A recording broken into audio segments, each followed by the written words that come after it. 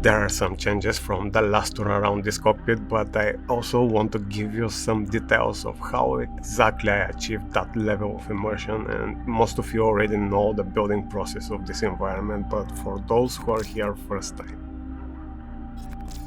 choose your peel and say goodbye to the desert of the real.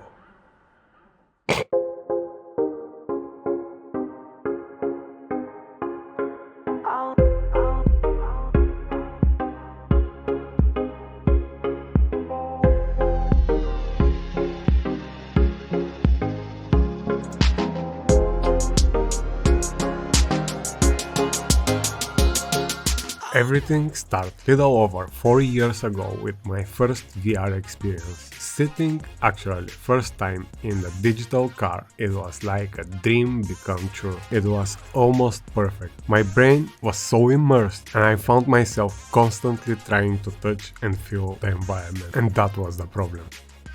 The emptiness of my other senses through the desert of reality constantly break me out from that almost perfect experience, and that's how the first idea for safety net arrived. Skipping little over 4 years, and here is the end result of my passion to reach the optimal experience. Let's move from left to right.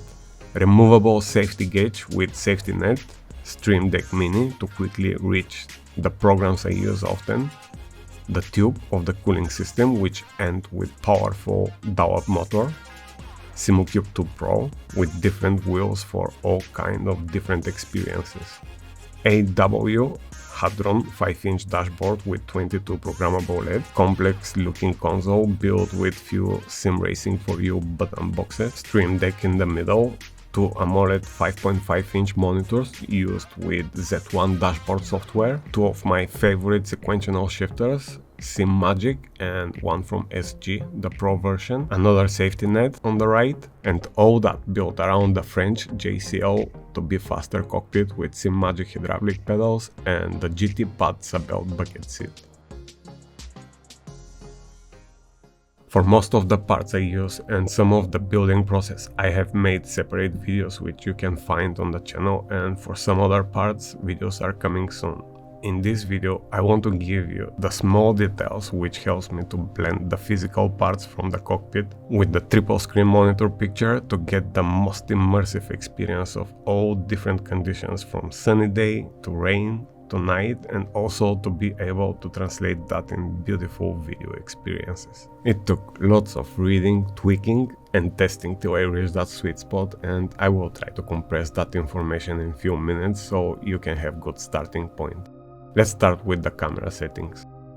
Most of us start with action camera or smartphone, and the main problem of those devices is the small sensor which introduces lots of digital noise in high ISO or high exposure values. So, on my GoPro I keep the ISO max to 200 and the exposure value to -0.5, and on my phone I just turn down the exposure till I'm happy with the picture. With the small lenses and the tiny sensor of those devices I am very limited, and as you can see the direct light from the monitors gives nice quality, but everything around is very dark with the available ambient light. Well, on top of the rig I put this Socani studio light with big softbox to avoid the harsh shadows, and honey grid on top to stop the spilling light on the screens. The Socani light I use is dimmable but also have different light color temperature, which is very important part of the picture blending process between monitors and cockpit parts. Let's see first what I'm trying to achieve and jump in real cockpit in few different weather conditions. Sunny day.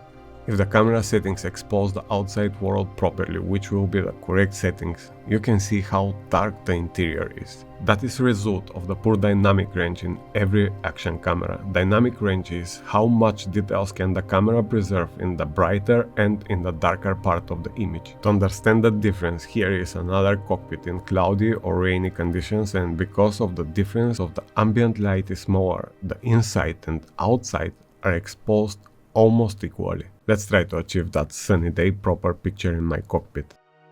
I will start pumping up the light source till I achieve the required visible result in the real world picture. Not too bright, but just enough to blend the transition between the direct light source of the monitors and the bouncing light from the dash parts I built around the rig. Around here I'm pretty happy, but here is another problem we have. You can see the different color between the monitors and the parts of the rig, particularly between the safety gauge tubes in the game and the ones I built here. As I've said before, light can have different colors. For example, daylight is around 55k Kelvin, and in the golden hour shortly after sunrise and around sunset will be between 2k and 3.5k. The problem is, even if we have sunny day conditions in the sim, we still receive light from the monitors itself, and every monitor and game have different color temperature settings. But as I've said before, I have full control of the temps of this light, and I will play around till I'm happy with the result. For the rainy condition, I will turn up the light a little more to expose the cockpit better, as is in this real world footage, and change the temperatures again. Night conditions.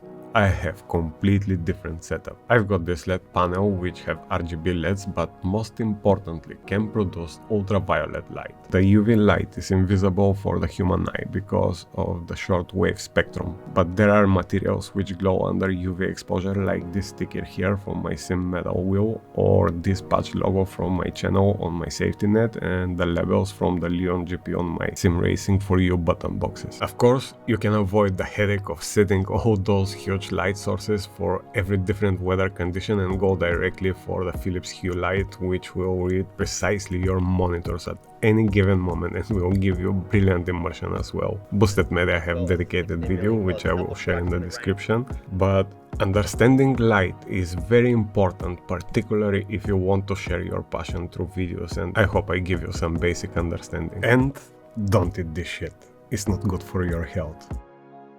See you on the next one.